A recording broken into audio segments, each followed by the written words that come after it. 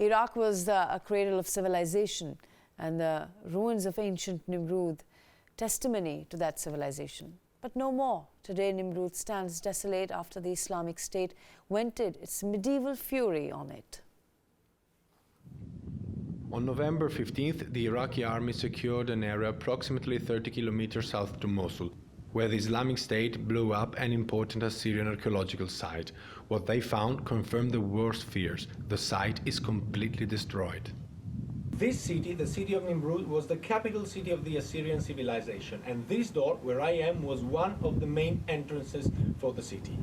2 years ago, before the Islamic State conquered this area, here on the two sides of the door there were two sculptures called lamassus, those mythological creatures with a human head and the body of a bull or a lion and with wings. They were meant to protect this ancient city. The Islamic State militants destroyed these forms of art because they did not consider it belonging to the Islamic tradition, and they consider it to be pre-Islamic art, which according to them is not to be respected and must be destroyed.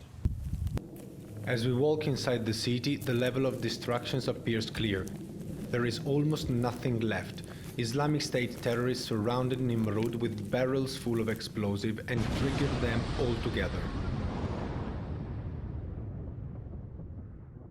One of the many signs of destructions that the Islamic State terrorists carried on in these very ancient archaeological sites. As we can see, we have inscriptions here in these slabs of stone. Must be 3,000, more than 3,000 old, because the site has been here for the last 3,500 years. And it just took 2 years of Islamic State presence to destroy that.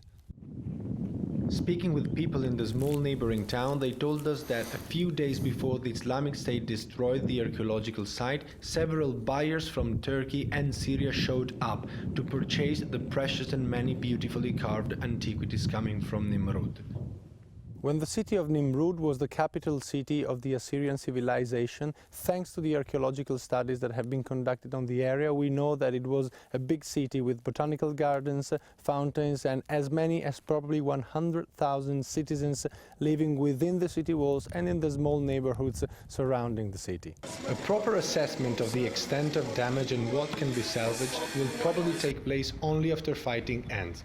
From here, the front lines are only 4 kilometers away, and fighting has been heavy and slow. What we witness here in the ancient archaeological site of Nimrud in Iraq raises questions about what is happening to all the heritage which is still under Islamic State control, for example, within the city walls of Mosul.